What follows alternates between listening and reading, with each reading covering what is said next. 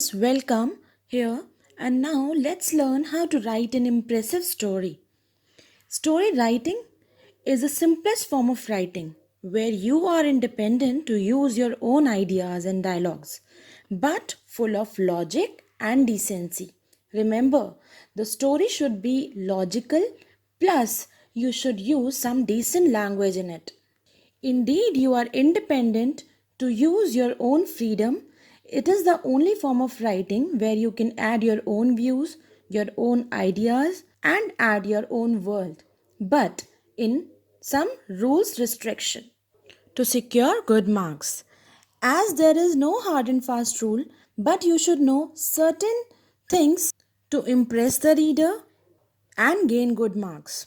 As in now, there is no basic format for story writing, just there is one thing to remember that you must write a proper title.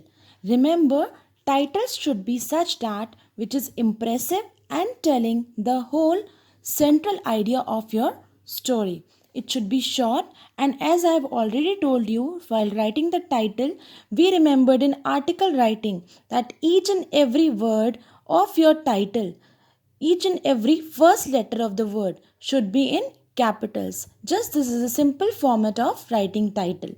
Your title must be underlined. So, when you are writing the story, remember there should be a proper setting and plotting in your mind. So, you will start the story with a proper setting. Setting refers to what and where the story is being referred to. So, you will start the story with informing the reader for a proper location and setting of the story. Next, we would remember that how many characters we are getting in, that is to be informed to the reader properly. There should be a clear description and short description of the characters and starting with the plot of the story.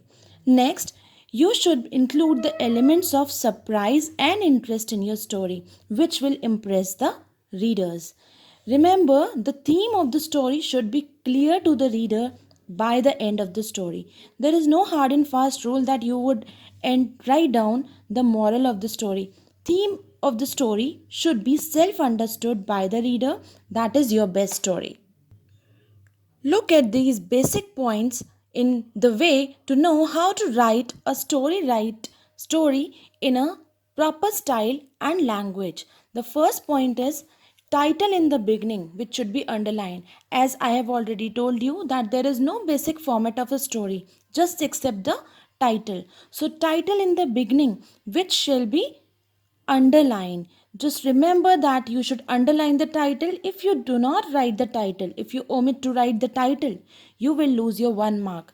And students, you should know story writing is one of the long piece of writing which includes again 8 to 10 marks. So remember that it is the easiest form but the important form of writing. You should remember such points which will make you gain more marks. The next point is use the beginning or ending given in the question as it is. Students, in the question many a times beginning is given. Say for it was a windy night and I was all alone on the road. So remember, if the beginning is given, you will start the story with the same line. You will not start the story with your own words. Once there was a person standing on the road. Not like that. Whatever beginning is given as it is, you will copy down in your answer sheet, and then if suppose ending is given, no beginning is given but ending is given, then remember to end the story with the line given in the question. Students, you will lose marks for giving your own beginning or ending if the beginning or ending is given in the question. This is a tip for gaining marks and not for losing marks. Please remember this. Okay, so the next point is use the prompts. Many a times there is no beginning or ending given in the question. At that time, maybe some prompts or hints are given in the question. So, students, just remember that you have to use those prompts appropriately in the story. It is better to use those prompts than to add your own lines. This will give you more description and more points to extemporary. Next point is narration. Now, how to write the story? Do not write the story in you, means second person. So that means that you have to write the story in first person or third person. First person refers to I. That is, first person refers to I.